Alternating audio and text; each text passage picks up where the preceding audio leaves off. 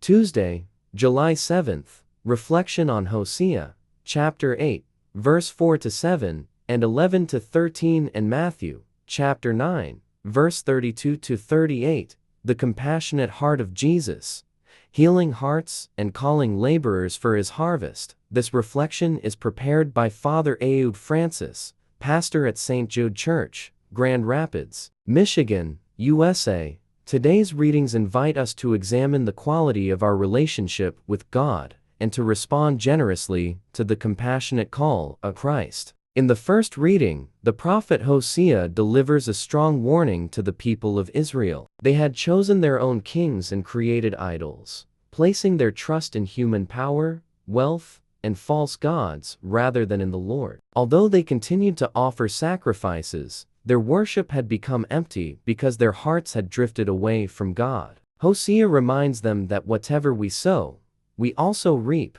They sow the wind and shall reap the whirlwind. Whenever we choose selfishness, pride, or sin over God's will, the consequences eventually return to us. God desires not merely external religious practices, but faithful hearts that love Him above all else. The Gospel presents a beautiful contrast. Jesus heals a man who was unable to speak because he was possessed by a demon. With His divine authority, Jesus restores the man's voice, dignity, and freedom. The crowds are amazed, recognizing that God is at work in their midst, while the Pharisees refuse to believe and accuse Jesus of acting through the power of evil. Their hardened hearts prevent them from recognizing God's saving presence. St. Matthew then gives us one of the most touching images of Jesus. At the sight of the crowds, His heart was moved with compassion for them, because they were troubled and abandoned, like sheep without a shepherd. The heart of Jesus is filled with mercy. He sees beyond people's outward appearance and knows their pain, fears, loneliness, and spiritual hunger. His compassion leads Him to heal,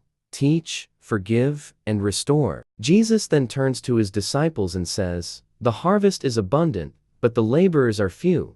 These words are as relevant today as they were 2,000 years ago. Our world continues to hunger for hope, truth, peace, and God's love. Christ still calls men and women to serve His people as priests, deacons, religious, missionaries, catechists, parents, teachers, and faithful disciples. Every baptized Christian has a mission to bring Christ's light into the world. Lessons for us as followers of Jesus: place your complete trust in God, rather than in worldly success, possessions, or human power.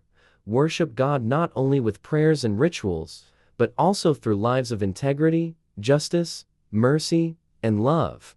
Allow Jesus to heal whatever keeps you from speaking, living, and witnessing to your faith with courage. Develop the compassionate heart of Christ by noticing and responding to those who are lonely, suffering, forgotten, or searching for hope. Pray earnestly for vocations to the priesthood, religious life, and lay ministry, and be willing to answer God's call in your own life. May we never become like those whose hearts were hardened by pride, but instead imitate Jesus, whose heart overflowed with compassion. May we trust Him completely, receive His healing grace, and become joyful laborers in His abundant harvest. Question for meditation: when Jesus looks upon me with His compassionate heart, does He see someone who trusts Him completely and is willing to become a faithful laborer in His harvest, bringing His love, mercy, and hope to those in need?